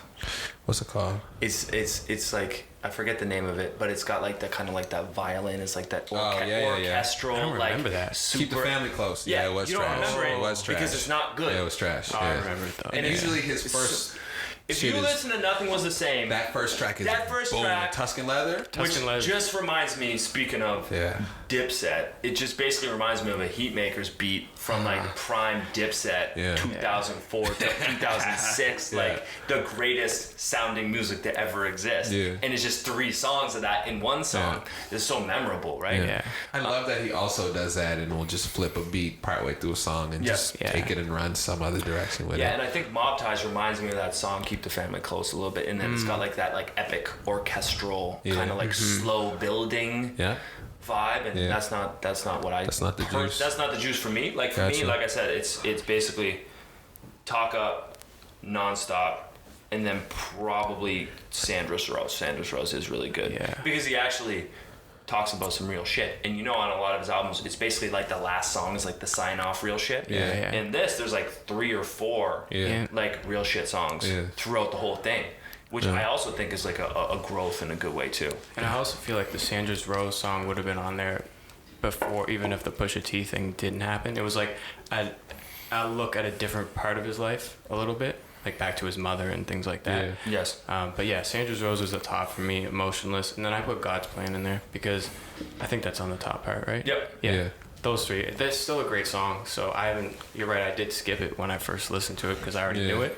But I had to give it its credit. I would probably go Emotionless. Probably go Talk Up is good. Then some either 8 out of 10 or Mob Ties in there. 8 out of 10 is banger too. Yeah, it's pretty live, pretty lit. It's good. All right, that's the first half. I also can't stand I'm Upset. I think it's a terrible song. I'm upset that you made that fucking song. I think it did fit better in the album though. Did you guys watch the video for it? Yeah. No. It's like a high school. It's a Degrassi reunion. Oh yeah, I did see that. Yeah. I think that I had seen a music video and it played after that, and it was like so underwhelming after the music video. I think it was Ape Shit actually. Ape Shit had just come out around roughly the same time. It's a big contrast. And like and I was watching that with Nicole, and Nicole loves Beyonce, so do I. And like the fact that they're in the Louvre and we're like, this is crazy. Yeah. Kids are gonna grow up thinking that the Mona Lisa was just a set piece for Jay-Z and Beyonce. Kids are gonna be like, what's that painting that was behind the real Prince and Princess, Jay-Z and Beyonce? Oh, it's just the Mona Lisa, whatever. Great. Crazy. Do you Google's, kids? All right, part 2. Youths. Part 2. Listen, this was really easy for me. Jaded was great. Oh, do you like it? I loved it. Okay. I loved that song. Okay. For obvious reasons, I feel like a person who connects to feeling jaded at times. Personal thing. Yeah. Well, and that's why I think Drake's music's so damn good. Because he writes songs about shit that normal ass people go through. Yes. And feel ways. And that's why he says the shit that most men think and feel and will never say out loud. It's true. It's true. And that's why he's winning. So I thought Jaded was great. I thought Final Fantasy was pretty good too. I didn't like it that much. I thought it was very interesting. I mean, March 14th is your Sayonara Drake song, so that's a obviously a given. But do we want to talk about this Michael Jackson feature on here? What's the song where he's got the wave like the wave ad lib? That's Final Fantasy. It goes or whatever. Yep. That's the best ad lib. That's standout ad lib to me. Whole track. I like the whole project. Yeah, I like how it switched at the end and it went to that excerpt from like it sound like The View or some shit. Like, oh baby, that Drake baby. Anyway, I like when he does that whole switch it up partway through and keeps it rocking and moving. I'm curious about one thing. Go. I had this thought come into my brain when I heard the first song, with Peak. With like the chorus with the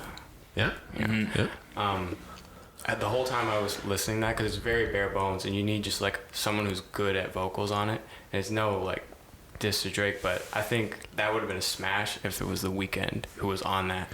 Ooh. Like the production and everything, it just fit like that kind of a vocalist. But I love the sound of that song. Yeah. But then man, the rest of it, Summer Games I could have done without. Vanessa I probably could have done without. Nice for what I actually like as a song again, but it's the same thing as God's Plan. Same thing. Ratchet Birthday was funny. That's probably my least favorite on the whole But is album. it like cringeworthy? Like, is it Weird Al Yankovic funny? It was just like, it felt like, you know what? If we're gonna put 25 songs together, we'll just put this one on there too. I felt like this second half was a lot of shit where I was like, I didn't need most of these songs. Leave the jokes to Lil Dicky. You know what I mean? What did you like on here? I have no stars on this particular part of the B-side. I didn't listen to it. I haven't really listened to it. I listened to it once through. I think that there's so much music that I'm basically breaking it down into chunks. Like, I'm continuing to go through the rap thing, and then I'll go through the R&B thing when I get to it. Yeah. But I listened to it one time through. But the Michael Jackson That's a hit. Don't Matter to Me. Don't Matter to Me is a hit. It's very It's outta here. It's striking. Yeah. Like, it's just Why? striking Why? right away. Just like the way Michael Jackson comes in is just, it hits you in a way you're like, ooh, okay. I played it for a few people, and they were like, I was like, guess who this is? You know who it is. Yeah. And they would just listen like, no, it's not. Like, yes, it's Michael Jackson. Academics actually dropped a hint that was actually gonna, I did see that. How does academics know these things? because he gets calls from Drake. him and Drake are boys. So what happens when you're an internet nerd, man? You just you create content from Like the world. Anthony Fantano? What do you guys think I love Anthony Fantano's gonna give this? Who's that? Not You don't good. know the needle drop? No. Bro. Kids, he goes to 10. Yeah. Anyway. Oh, I'm not listening to it then. Light to heavy 10. What? Okay, so Go. Anthony Fantano, his name is The Needle Drop. Like, that's his handle, whatever you want to call it. Okay. And he gives the most pointed, descriptive, historically relevant, Okay. poignant, noteworthy, Yeah. astute. I love it. Keep going. Did I say thorough already? No. Thorough. Yes. Did I say thorough? No. Okay, good. He gives really, really, really good reviews. Okay. And the first few times I listened to him, I didn't like him because he didn't like albums that I liked. Okay. Funny how that works. I was like, this guy's a clown. Yeah. He doesn't know shit. He doesn't know shit about dick. That's what I'm saying to myself, right? so then I'm like, okay. I don't know what happened, but I ended up stumbling upon one of his reviews again, and now I listen to every single one of them because he is bang on. Right. Like, he's bang on all the time. Like, for example, like his ASAP Rocky review, he gave it a 4 out of 10 because he's like, this album is terrible. Okay. Right? And he's like, it's scattered. It seems uninspired. Sad story. I'm an A$AP Rocky fan. Yeah. Never even listened to it. Yeah. There's 2 good songs, OG Beeper and I forget the other one. But there's like, it's very underwhelming. Okay. It's his album is the equivalent to his Under Armour shoe. They both suck. I didn't even know he had an Under Armour shoe. Well, just look up the Osiris D3 and you'll figure it out real quick. D3. Okay. Jeez. Okay. Yeah. Terrence is drinking wine. He is overwhelmed.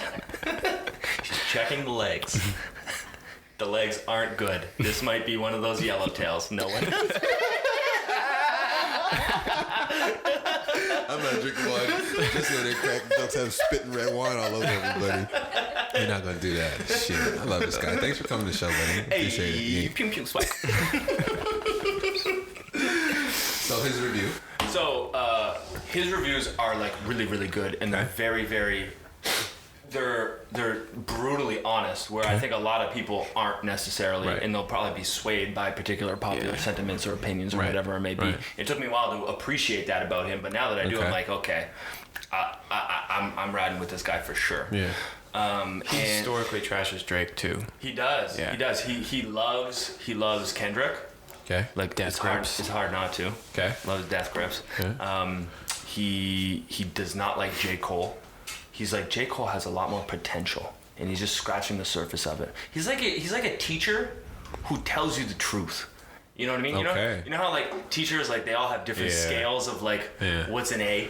Yeah. Like the school board's like, this is what an A is, and then you take your own judgment into consideration. Yeah. You're like, well, this kid's trying really hard and he's here all the time, and I think he's trying to get into this school. So if I bump his grade up to this, it will actually be good for him, and he'll get into the institution he wants to, live out his life.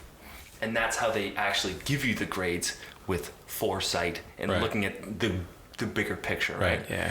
Anthony Fantano just looks at the body of work and he's like, is this good or is this bad? Right. You know what I mean? And then he honestly tells you what it is. Gotcha. So I'm very curious to think what he's going to give this particular project. Because like he loved Ye. Interesting. And he loved the rushedness of it. He loved the unpolished bit of it. Okay. And I don't disagree with him. I think that Ye is one of these really interesting albums in that he's trying to make you feel like how he feels. Right. Right now. Yeah, and how he feels is very unpolished and like very scattered and very whatever. Interesting. So the fact that it's not mastered to the level of like, let's say, a college dropout or graduation or whatever that beautiful dark twisted fantasy is because he doesn't feel the same way, and like mastering it in this particular way helps you to feel the way that he does. Right. And I think that's actually a benefit sometimes. You know what I mean? It's like when Beyonce came out with what was it, Lemonade, and every single song had a video. Yeah. You remember that? Like Future did that too with Dirty Sprite 2. Did he really? Yeah. I didn't know he had 18 videos songs for all. 18 songs, 18 videos. But were they good videos? They were 18 videos. Okay, so basically it's like a couple hours of Future in different settings with different Dracos. Yes. Basically. Whereas like Lemonade, the whole idea behind that was like, okay, when you hear a song, you see something in your head, right? Yeah.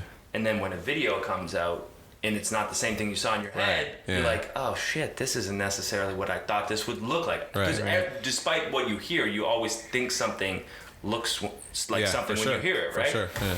And Beyonce was like, I want to give you the most authentic look into my world, Right. and when I'm creating these songs, and that requires me to make a video so that you can't even make those pictures up in your head. Right. Those pictures are already out in front of you. Right. And that was like revolutionary in the way that was like distributed in that way. Right.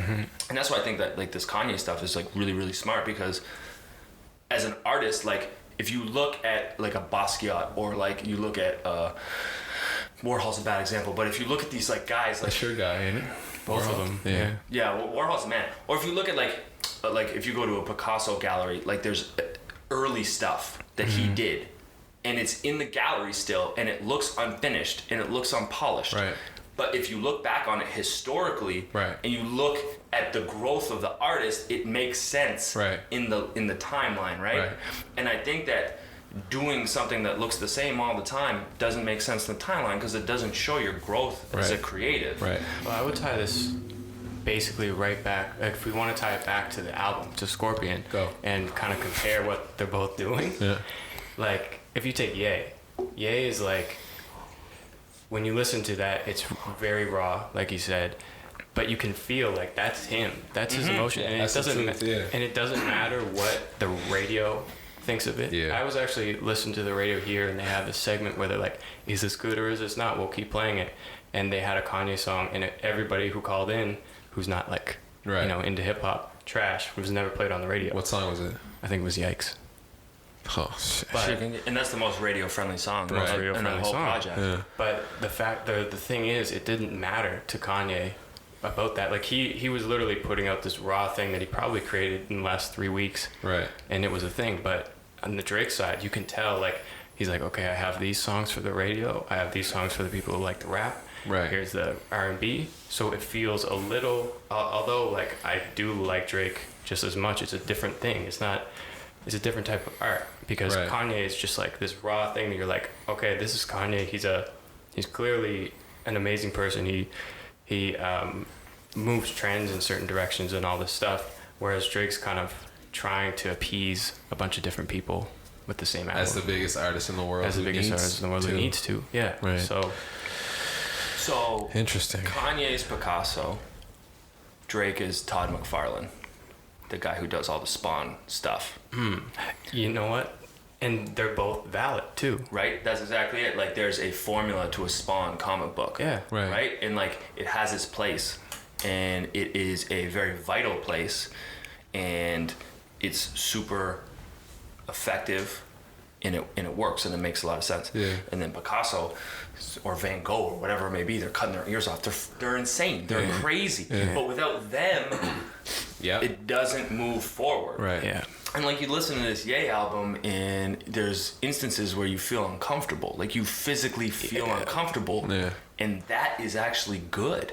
Yeah. Like that's important. Yeah. You know what I mean? Like if you're comfortable all the time in your life, what's the what point? are you learning? Yeah. What's Facts. the point of it? Yeah. Like there's no point whatsoever. Like you need to learn and be in situations that are not normal for you. Yeah. They're super, super abnormal.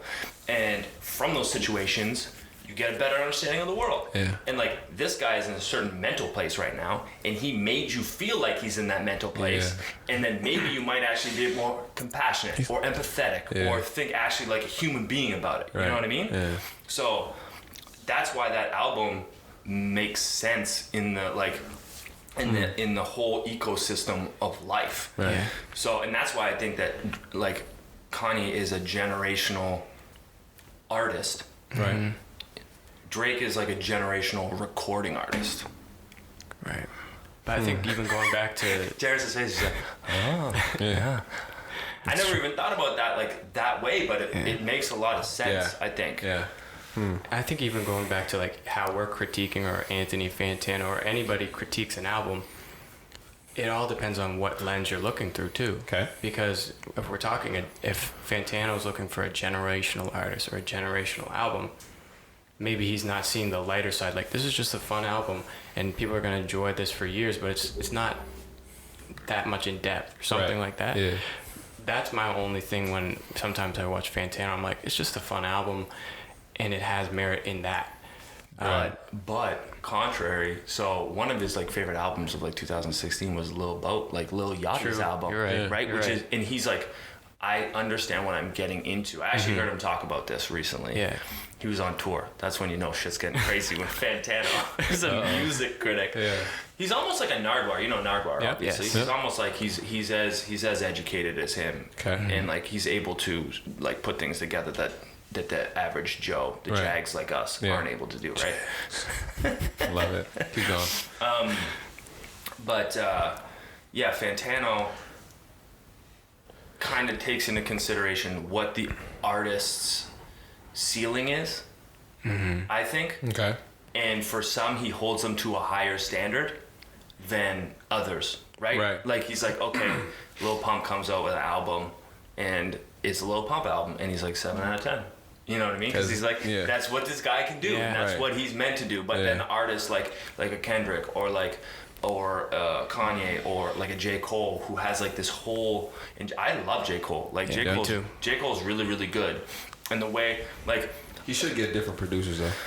He probably should. But like, if you go back to, I forget the name of the album, but he's got the song on it called Folding Clothes. Yeah. You guys remember that song? Yes, that sounds great. I love that song. I liked For Your Eyes Only. Yeah, like For Your Eyes Only is really good. And like, this actually might have been what started my beef with Fantano, is he hated that song. Mm-hmm. He despised that song. And I was like, he's not in love. He can't be in love. He's married. But he ain't folding clothes for us. Right. If you had a new lady and a new baby and you was in the house folding clothes and doing things for your lady, you would want to sing about that too if you really I just met Nicole when that song came out. Boom. I literally said, folded her clothes. Like, I'm not even kidding you. Yeah, and like that song came on. I swear to God, that song came on. Yeah. And I was like, Nicole, this song reminds me so much of you. And she's like, because you always do stuff for me? I'm like, no, because I really think of you highly and I love folding your clothes. And then she just started crying. And I was like, this is so nice, right? Yeah, that's great. Like, it makes you feel a certain way. Yeah. And like, Fantano's like, it's just a stupid song, blah, blah, blah. I'm like, no, like that's a slice of life song that you can actually like feel. It's a simple thing in life that if you actually do that, it's like, it's this thing that is so romantic. Right. Yeah. And he's giving it that lens to be like, you know what? I did not take you out. Fold clothes for you. Yeah, I know. I want to make it feel good. Yeah. What's wrong with that? I want to do the right things because it's so much better than the wrong things, right? It's a pretty simple way to live. That's what I mean. So one thing I want to talk about, and then we'll wrap this up, is one, being mindful of who is critiquing the things that you are consuming, because they may or may not have an interesting lens, or they're looking at it from a different perspective that may not necessarily be yours. Yeah. Mm-hmm. So maybe take your favorite critics' comments with a grain of salt. Mm-hmm. Oh yeah. Peter, how did you feel about the second half? Okay. I feel like I haven't given it as much of a chance as I should. Okay. And why haven't you given it enough of a chance? Well, And why did you both listen to the rap side before? Because it was first. Okay, that's fair. I like rapper Drake better than I like. Do you like rapper Drake? Not necessarily. Ooh. Not necessarily. Okay. So, but here's my thing. Like, this episode's gonna go longer than planned. Keep going. I mean, I think like if you listen to the full rap side, you're not necessarily in the right space to appreciate the second half. You know what I mean? It's a different Interesting. vibe. Yeah. So I've been splitting it up and only starting at B and like trying to listen to it that way. So they're independent entities. I think like it's agree two with separate you. albums. Because I think when I went straight into the R&B thing, like on my first listen from the rap thing, I was like, oh, I'm not. Yeah, it's Yeah, like, as soon as Pete came on, I was like, oh, I guess this is the other side of this. Yeah. I wasn't expecting this. I was just listening to Jay-Z rap about the hardest shit I ever heard in my entire life. Yeah. And then it's like, I'm like, no, Yeah. I'm not prepared for this mentally right now. Right. So I think I'm going to digest them as completely separate entities. Yeah. And like, I'm not over the first part of it yet. Right. And I do historically like rapper Drake more than singing Drake. Okay. Like, Stay Scheming, for example. So fire. Yeah, Stay Scheming's pretty hard. That's on my gym playlist, actually. But then you listen to Aston Martin music Yes. where all he does is sing the hook. Yes. Actually, there's an extended version where he has a verse. Yes. Oh my God, It's good. fire. Yeah. Those two guys, Rick Ross and Yeah. Drake, when they make music together. When Ross Same with collabs with Meek a Mill. lot of people, he makes Yeah. he just really makes good music. Yeah. Yeah. I was Period. actually, we're on the topic of collaborations, I hope there was a Meek Mill feature on this too. Yeah, I was hoping for one too. Yeah. It would have been huge. They only make hits together, so yeah. It would have been a good time. Yeah. That would have been interesting to like close the chapter of that beef Yeah. while the other beef is like occurring. Ooh. That's what I was thinking. Yeah, it would have been a good look to do that. I like If you're it. especially taking this high road approach, and It's you true. seal a It's beef. true. Yeah. Because he patched it up with Tory, Yeah. and then Meek would have been a good look. That would have been a really opportunistic thing for Drake to do, which we've seen him do many times. So Strategic. very. I would anticipate a song though soon from them together. It's a summer. Yeah. Yeah. Yeah. True. Yeah. Well, I bet you Meek's like working on something. Oh hell yeah. And the truth, I'm not a huge Meek Mill fan. Okay. Oh. I love him. Me too. But like you could throw in House Party, Yeah. like from back in the day. Or what's that song? I like Meek as a little black. What's that like first song that he came out where he's on the dirt bikes? Okay, he's always on the dirt bikes. Yeah, But like true. his first song with Rick Ross. Oh. Doesn't matter. I love that song. Google it. Yeah. Everybody do your Googles. I like Meek Mill because he feels like the epitome of, listen, little black boys in America, you can do it. He's just super motivational in general. Yeah. I love it. I'm on the treadmill running to 1942 flows and shit. And you're just like, I can fucking accomplish anything. I got this As long next as I KM. keep listening to Meek Mill, rap, I can do anything. It's great. I love Meek for that. So, Mad inspirational. yeah, for sure. Do we want to try to give our summed up opinion of how we feel Yeah, we about this can. album? As like an entirety? Yeah, because you didn't listen to it all, so that'll be hard. Okay, so then how would you grade the first half?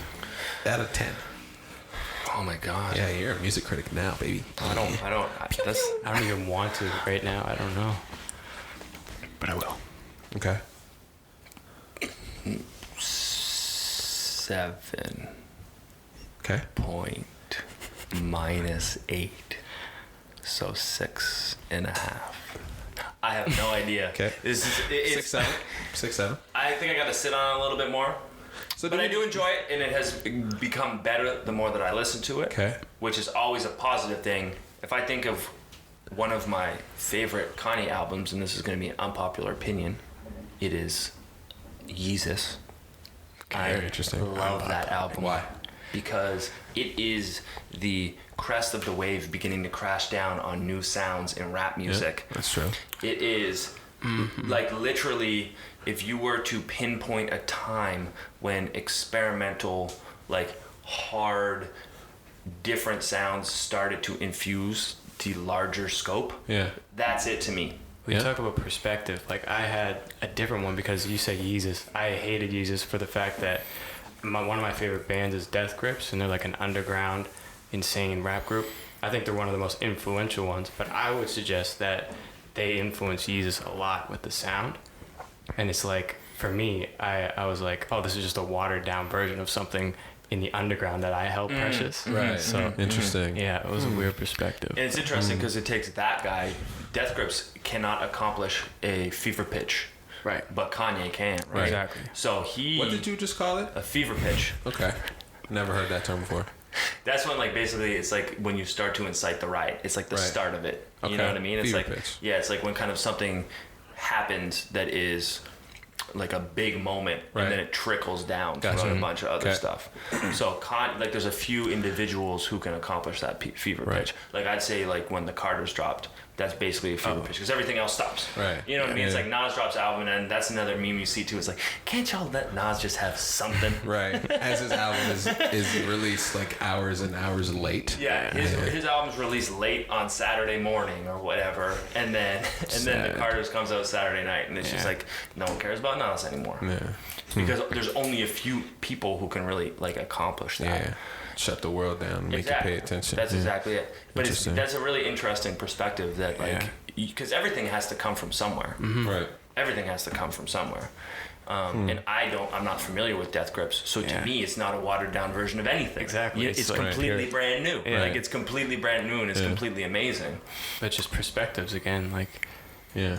I don't know. Perspective is everything. It So is. what'd you say, a 6 or 7? Yeah, 6 or 7. But like, if I was to think about like my favorite Drake albums, it's so hard to say. Yeah.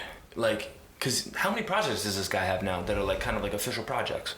You include So Far Gone? Yeah. 7, 8, 7? maybe. So Far Gone. Then what?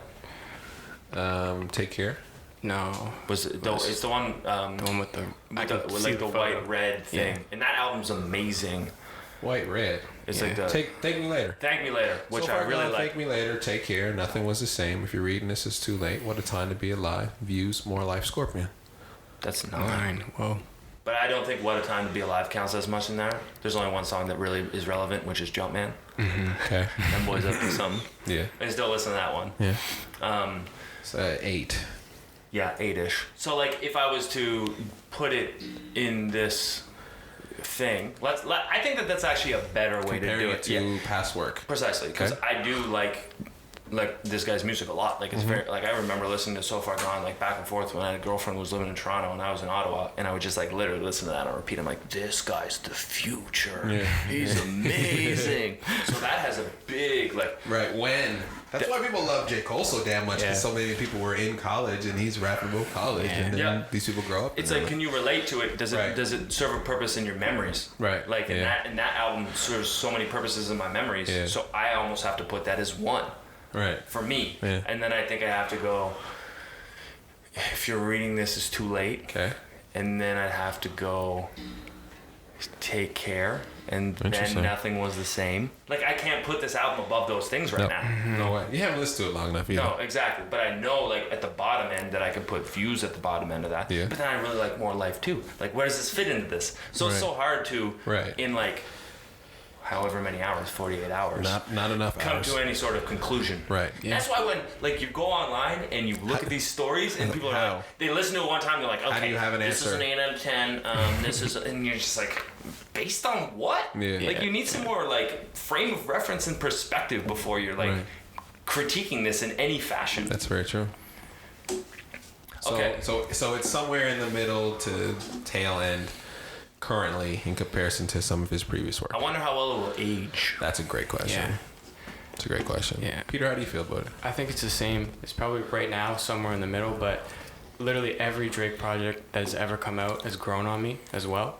So I want to like reserve judgment on that, but I'd say it's somewhere in the middle of the pack, but it has like that Michael Jackson song Just Today grew on me Yeah, a that lot, shit and is I hard. really like it. Yeah. And there's a couple songs I'll go back to. So I would say in the middle of the pack, but it has potential to like surpass Nothing Was the Same, maybe.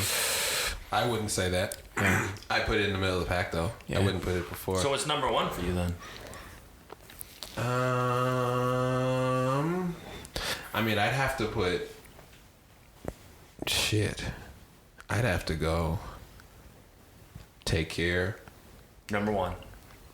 Pete, what's your number 1? Take Care. Yeah. Okay. And then So Far Gone. I'd probably go. Nothing Was the Same. Wow, that's a great album. Yeah, I'd go Nothing Was the Same. And if we're being honest, I miss singing. What song? Thank Me Later. Fireworks, Up All Night, Fancy, Shut It Down, Light Up, Find Your Love. Ooh, So Far Gone. You some of the best I ever had. Going. But then, that's when you kind of got the formula of what was that song? Hey, records in the demo. Hey, Did your voice not get the memo? And that was kind of like the genesis of like how he makes a hit song like that. Like that was like the first time when you're like, okay, because then Started From the Bottom is basically that same song. Yeah. You know what I mean? Like a lot of like the rap hits are basically the same song. Yeah. I feel like Drake has figured out the formula of how to make a hit record. But that's why I think he is more talented than that. Like, it's like, the more times you solve a mathematical equation, you know what I mean, then you got to just progress and move on to something else, like, more challenging. Like, you have to challenge yourself. And I think that might be, it's like a stagnation that is kind of, like, annoying. You know what I mean? When someone has more potential than that, and they're pandering to what people want. I think that Drake did that he pandered very well with God's Plan. He pandered very well with Nice for What. Nice for What. And I feel like his hit records are his hit records. And I feel like a lot of the songs that he made on this, I was just like, I feel like I've heard a better version of this song before. And I didn't need it. I didn't need 25 of these because 10 of them sounded like an album that we've heard. Okay, what is the greatest rapper, JC, say all the time? You want to hear my old records? Listen to my old shit. Listen to my old shit. Yeah. And like he puts out something like 444. Yeah. And it's so different than everything else that he's ever done. Yeah. And it's like, if I want to listen to Big Pimpin' Jay, go listen to that shit. You know what I mean? He's talking about Pamela Anderson. I'm gonna listen to that song. But if this guy is making that same song at 50 and he has don't want to hear it. 2 kids, don't want to hear it. Sorry, 3 kids. He's, you know what I mean? Like, and that's what I think. That's the root of the concern. Not concern, but the disappointment in not fulfilling on potential. Right. You know what I mean? It's like because you say you've heard that song before, just at a different time. Right. It's just a different version of the same song. Right. And like that's at the core of the thing here, because you know what you're gonna get yourself into. That's why 25 songs is scary. Yeah, but at the same time, it is progression too, because if you think back to an older Drake, he was basically basing his music off of the foundation of Wayne.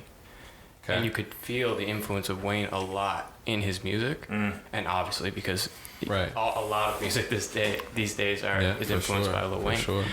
But he's starting to, I mean, he has been for a while now, but you could feel him branching out. Like, he used to sound a lot like Wayne, and then he kind of branched out and changed it up and that. So, yeah, I don't know. I think it is a progression in some ways. Of course, maybe it's just like we want a bigger progression. You know what I mean? As fans.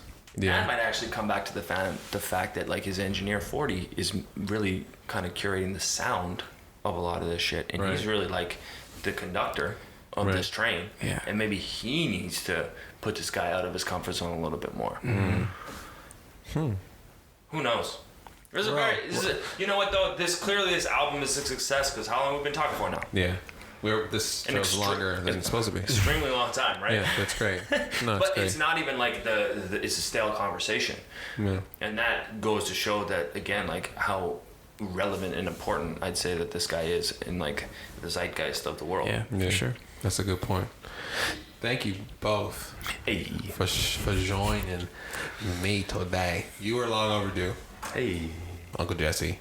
And Peter, we're just glad to have you back. I appreciate it. I'm glad to be back. You know you're always welcome whenever you want to. Whenever I can, I'll be here. That's what we like to hear. How many mics are you getting? Like, are we basically like 5 growing? Oh, 5. Yeah, 5. Nice. So that when we have guests, we can have 2 guests. Wowzers. Because otherwise 4 won't cut it. When we brought the family on, there was 1 mic for 4 people. So at least if we got 2, we can make it happen. Yeah. Uncle, where do they find you on the socials? At JRO _.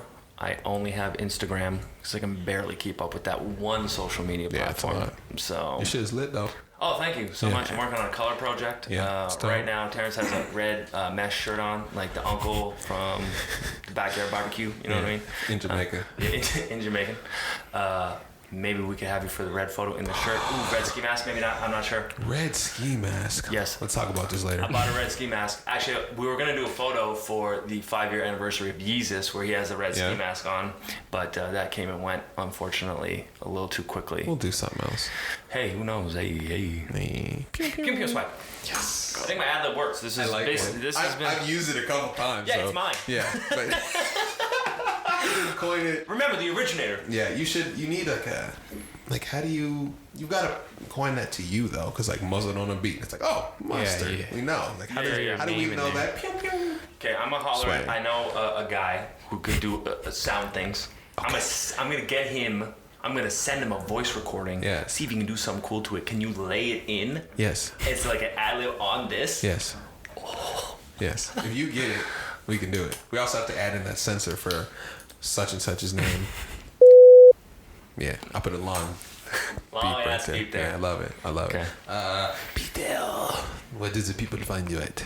Instagram as well at the BZLY, THEBZLY. Yeah. And look out for the new stuff. Oh yeah, I want to tell them what it is, but I can't and I won't because I love you, Peter. Appreciate it. Watch CTM on Instagram, TerrenceTaylorMedia.com. What about your personal Instagram, Terrence? I don't have one. Wow. I don't want one. Trailblazer. And I'm glad that I don't have one now. I spent more time on it than I want to, and now I don't really. And I spend a lot more time being in human contact with people. That's cool. Feels really good. TerrenceTaylorMedia.com. Watch CTM on Facebook. CTM Podcast on Instagram. Mike Tanner's working on a website and changing the narrative. ChangingTheNarrative.com is on the way. Check us out on YouTube.